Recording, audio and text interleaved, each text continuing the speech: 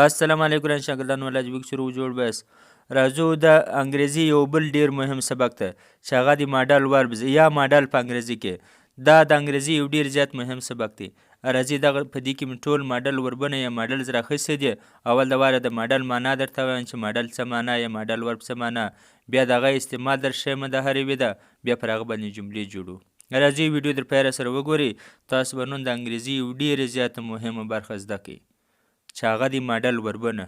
بیا د په ښه وضاحت باندې صحیح استعمال یې.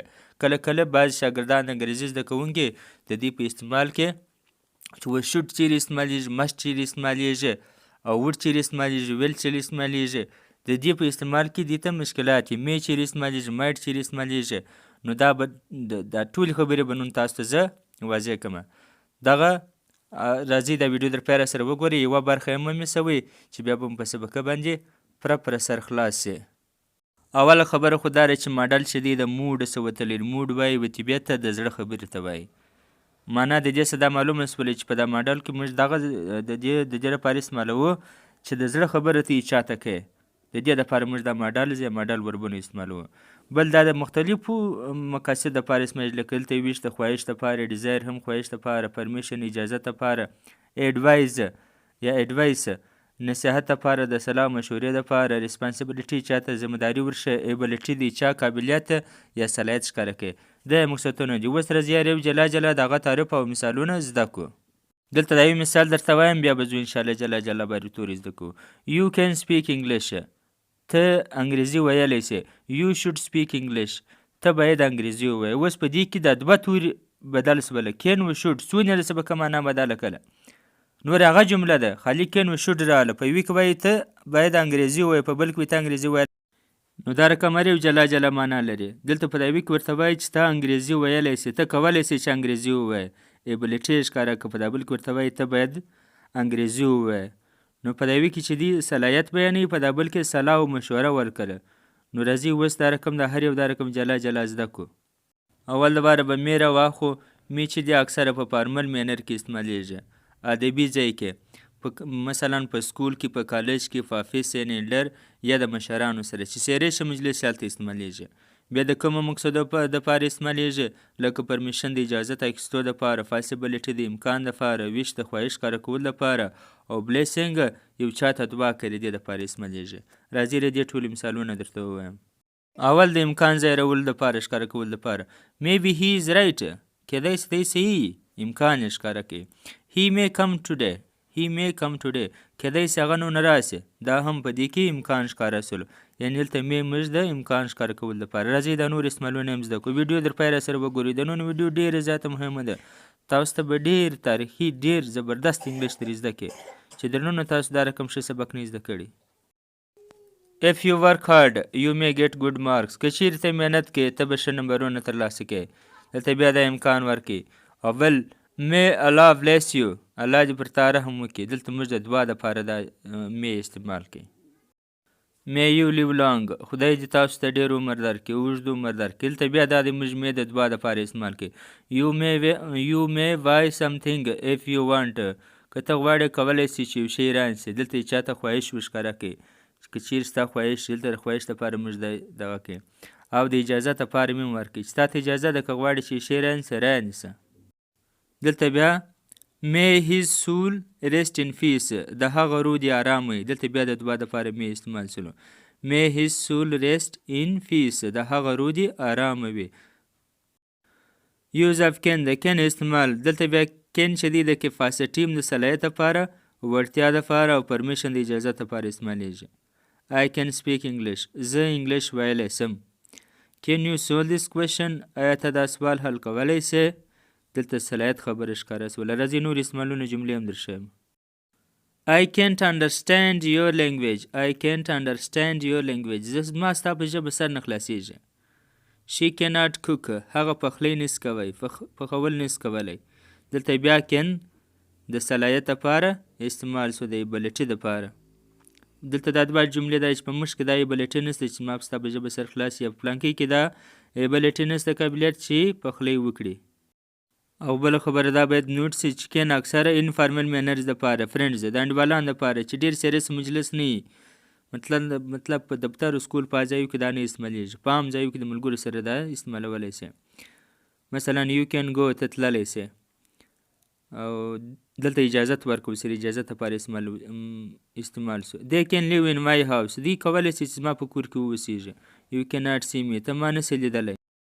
اوس په نو راسو د کین استعمال ته، د کوډ استعمال ته. په دې ځای کې ډېر وختونه مشکل دي. د کوډ او د کین استعمال اکثره شاګردانو ته نه ورمعلومیږي. نن به زه تاسو ته په دې باندې ډېر پر وضاحت باندې خبره وکړم. کوډ چې دی اوله خبره خو دا ده چې دا د کین فاست دی، ماضي حالت دی. بل دا د څو مقصدو لپاره استعمالیږي. دلته ما درته لیکلي دي. پولیټ ریکویسټ په ادب څه دی، چا څه ریکویسټ کوي، خواست کوي. او بلټین د فاش په تیر وخت کې ته خپل صلاحیت یا د چا صلاحیت ښکاره کوي بیانې د دې لپاره. او نیریشن، په نیریشن کې د استعمالیږي لکه په ډایرکټ و انډایرکټ کې د دې لپاره د استعمالیږي. مثلا دا د ډېر ادب دپاره اول لپاره د یو مثال در کوم، د ډېر ادب دپاره د استعمالیږي. مثلا could I have some water، could I have some water، آیا یو څو اوبه څښلی سم، آیا یو څو اوبه په ما څښلی سم، ماته یو څو اوبه راکولی سې. دا کوډ چې دی یو خو د ماضي دپاره دی، بل د ډېر ادب پولیټ ریکویسټ دپاره دی. دلته چې دی دلته د پولیټ ریکویسټ دپاره سولو. راځئ د دې نور مثالونه هم درته ووایم چې په دې مو ښه سر خلاص او دا خبره ښه واضح سي. د تل لپاره به بیا په دې باندې ستاسو سره مشکل نه وي. او دا هم یو بل مثال. could you please open the window، آیا ته کړکۍ خلاصولی سې، په ډېر ادب باندې ورته وایي. could you turn the music down، آیا ته میوزیک بندولی سې یا آواز ورکمولی سې. دلته هم په ډېر ادب باندې ریکویسټ وکړي، خواست یې ورته وکړي. اوس راځي نور استعمالونه هم چې دا کوډ د ماضي دپاره د نور مقصدو لپاره استعمالیږي، هغه هم زده کړو. او دلته بیا د ماضي په ماضي کې ستا کوم صلاحیت ور دې لپاره کوډ استعمالیږي. when I was younger I could run fast، زه چې کله ماشوم وم ما چټک ځغستلی سوی. yesterday I could not find my wallet، پرون ما بټوه نه سوی پیدا کولی، ما نه بټوه مې نه که پیدا. دلته د ماضي د تیر وخت د صلاحیت لپاره چې په تا کې کوم صلاحیت ولو یا نه ولو، دغه دپاره د کوډ استعمال کیږي. یوه یادونه باید وکړم، ویډیو لږ وږدي، ډېر نه، خو دلته ضروري دي، سبقان ضروري دي. نو زه تاسو ته سم سر په در خلاصول غواړم په دې وجه باندې. last year he could not speak English، تیر کال د انګلیش نسو ویلی. دا بیا د تیر وخت ماضي حالت ښکاره کوي بلټې. he said that he could sing a song، هغه ول ما سندره ویلی سوه. دا په تیر وخت کې نیریشن بیان کوي، هغه ډایرکټ و انډایرکټ بیان کوي. هغه ول ما سندره ویلی سوه، یعنې په تیر وخت کې د ویل چې مطلب ما بدله یا سندره ویلی سوی. اوس به راسو د ماډل ورب یوې بلې ډېرې مهمې برخې ته، هغه لکه should او must د دې استعمال. په دې کې اکثره وختونه شاګردان سرګردان چې وایي should چیرې استعمالیږي، must چیرې استعمالیږي. راځئ اول لپاره به دوی درته ووایي چې should د ایډوایس د سلا مشورې دپاره استعمالیږي، او must دی must د کمپلژن مجبوري، یو کار مجبوري ته به خامخا کوي. strong obligation یعنې یو داسې مثبته فریضه یې، داسې فریضه یې، سخته فریضه کار یې، یو فرض لازمي کار یې ستا لپاره د دې لپاره استعمالیږي. او probability د امکان دپاره، د غالب امکان دپاره هم دا استعمالیږي. یو مثال یې دلته درته وایم، بیا نور مثالونه هم ښه ډېر ښایسته مثالونه راسره دي. you should go home now، you should go home now، ته باید اوس کور ته ولاړ سې. دلته should چې دی د مشورې د سلا دپاره استعمال سولو. دلته په دې جمله کې سلا او مشوره ورکړل. you should not talk while eating، ته باید د ډوډۍ خوړلو پر مهال خبرې نه وکړې. دلته بیا نصت ورته وویل سولو، should د نصت لپاره استعمال سولو. you should tell him what you think، ته باید هغه څه ووایې چې ته کوم فکر کوې. دلته هم دا مشوره ورکول سوله. should I leave now، آیا زه اوس باید روان سمه. دلته بیا دې مشوره غواړي، سلا غواړي. نو اوس به راسو، اوس به د must مثالو له راسو.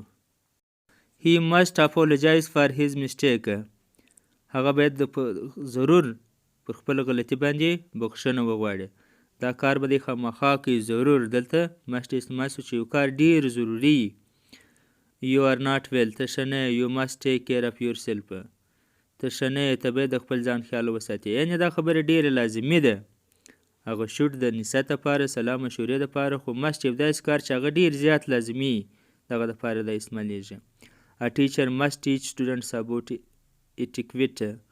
یو استاد باید د اصولو په باب شاګردانو ته ور زده کړي.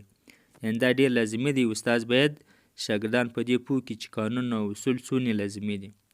نو must دلته مطلب دغه کارو دپاره چې هغه بیخي زیات لازمي ضروري ته به ورته مجبور یې چې نه وکړې هغه ډېر غټ تاوان دی. دغه دپاره must استعمالیږي. او should چې دی د اډوایس د صلاح مشورې دپاره نصیحت دپاره.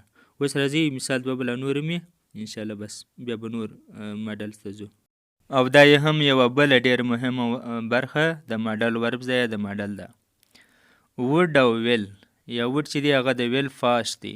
دا هم ډېر ضروري سبق دی او په دې کې هم اکثره وختونه شاګردان سرګردان وي چې اوس وډ او ویل څنګه استعمال کړي. دې دواړه چې دي یا خاص کار وډ د پولیټ ریکویسټ ادبي خواست دپاره چې په ډېر ادب سره یې چا څه خواست کوي. فاسټ هیبټس د تیرو وختو د عادتونو د بیانولو دپاره. ویش خواهش ښکاره کوي. انډایرکټ سپیچ دپاره. او انریل سچویشن چې هغه نه کېږي کار هغه رقم نه وي خو ته یې څه ووایه نو دغه دپاره هم غیر حقیقي چې کوم حالت دی. یو مثال دلته درته راوړم نور مثالونه وروسته. would you like a cup of tea? would you like a cup of tea? آیا یو ګیلاس چای وڅښې؟ دلته په ډېر ادب باندې چاته خواست ریکویسټ وکړي. نو اوس چې دا وډ د ماضي عاداتو بیانولو دپاره څنګه استعمالیږي دغه دپاره نور مثالونه. دلته فعلا دا مثال د دې دپاره دی چې ته په موجوده وخت کې چاته په ډېر ادب سره خواست کوې نو دا وډ استعمالولی سې. would you like a cup of tea? آیا یو ګیلاس چای وڅښې؟ would you like to play cricket? آیا ته کرکټ کول غواړې؟ would you like to have what would you like to have in dinner? ته په ماښامنۍ کې څه شي خوړل غواړې د ماښام په ډوډۍ کې. دلته بیا په ډېر ادب باندې خواست ورته وکړئ او پوښتنه دې وکړه. I would like to say something. زه غواړم یو څه ووایم. دلته یې خواهش ښکاره کړي. د دې چې کوم خواهش دی په زړه کې خبره ده دغه دپاره لکه مخکې چې څنګه ویلي وو چې ماډل چې دی هغه د موډو سره وتلی دی معنا د زړه خبره. نو دغه ټوله دا وډ وویل دا ګرده د زړه د خبرې چې چا سره د خپل زړه خبره شریکوي د دې دپاره دا استعمالیږي. In my childhood I would drink milk. چې زه ماشوم وم ما به شیدې څښلې. دلته د تېر وخت د ماضي عادت بیانولو دپاره دا استعمال سلو. If I won the lottery I would travel the world. که ما لاټري وګټل زه به د نړۍ سفر کوم سیل به کوم په نړۍ باندې به راګرځم. دا یو خواهش ښکاره کوي. او she said she would bring me a phone. دې ویلي چې زه به تاله یو دانه ټلیفون راوړم. دا هغه نیریشن چې موږ ورته وایي ډایرکټ انډایرکټ دپاره موږ دا استعمالولی سو. نو ګرانو شاګردانو دا اوس زموږ د نن سبق چې هغه د ماډلز یا ماډل ور په باره کې و په انګریزي کې. د ماډل معنا ما تاسو ته اوله درښولې وله چې مطلب دا د موډو څه وتلی دی معنا د زړه خبره.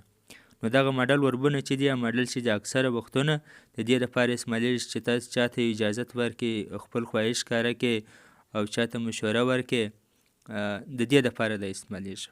دا یو ډیر زیات مهم سبق په انګریزي کې.